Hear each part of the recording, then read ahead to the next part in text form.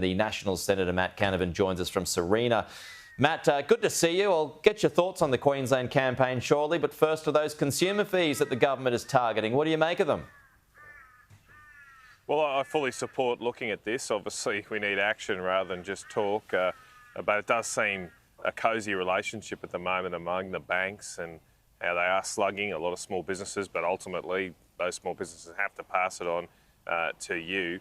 We probably don't have the level of competition we'd like among our banking sector, so you do wonder whether these fees are really set at the costs of providing services. Now, I don't really want to see governments have to regulate these types of things. You'd want to have a functioning market that could deliver good outcomes for consumers, but as I say, I'm not so sure our competition in banking is ideal for the ultimate customer. So I fully support this. They seem a little high, seem a bit excessive, and the banks seem to be making hay here on the back of small businesses.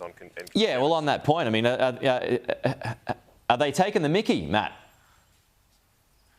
Well, I think what I really would like it to look at is there's a lot of alternative ways of paying now, like Google Pay, Apple Pay, I mean, even cryptocurrency one day. I mean, there's lots of other ways of doing this. Do we really need our banks to play that costly middleman role like they did traditionally?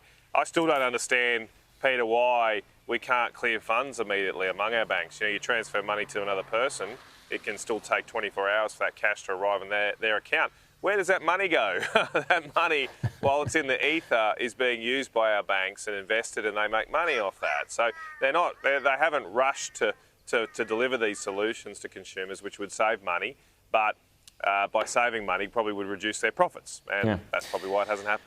OK, let's get to the Queensland election campaign. Yesterday, the Premier Steven Miles, he made a pivot to nuclear of sorts. He's promised a plebiscite on nuclear energy if he and Peter Dutton were both to win the next election. What are your thoughts on that? Well, I don't think he's probably that serious, but look, I'd welcome that. I'd love it to be put to the people. Why doesn't Anthony Albanese do it? Why don't we? Well, I think it's an idea that the Prime Minister should take up. Let's face it, there's probably only a slim chance that Steven Miles will be there in a few weeks to live up to that promise. But Anthony Albanese has a chance here. Why doesn't he say at the next federal election, we'll put that on the ballot? I'd welcome that. Let the Australian people decide, because I'm sick and tired of our energy system being designed by people who have failed and have failed to deliver the lower prices they promised us in our system. Are you disappointed David Crisafulli hasn't made a move on this, though? Well, look, I understand. I mean, David Crisafulli has one aim right now, and that's to change the government of Queensland. And we definitely need that change. I was here in Serena yesterday on the booth, and people are a bit fed up at the lack of leadership in this state. And so I understand why he's singularly focused on that.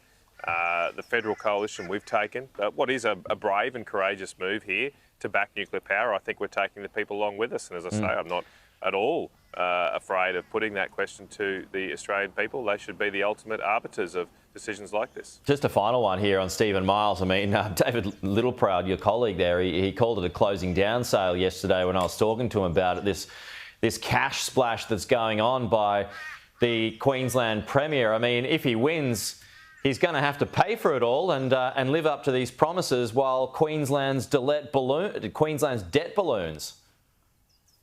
Yeah, I think David summed that up well. I mean, the only thing Steven Miles hasn't offered us yet is a set of steak knives. You know, he's being very much more a shonky salesman than a statesman in the last few months. I think people can see through that. As I say, there's people think there's time's up for this Labor government. They've run out of ideas. The only idea they've got left is spending your money. We'll leave it there, Matt Canavan. I'll see you on the road next week.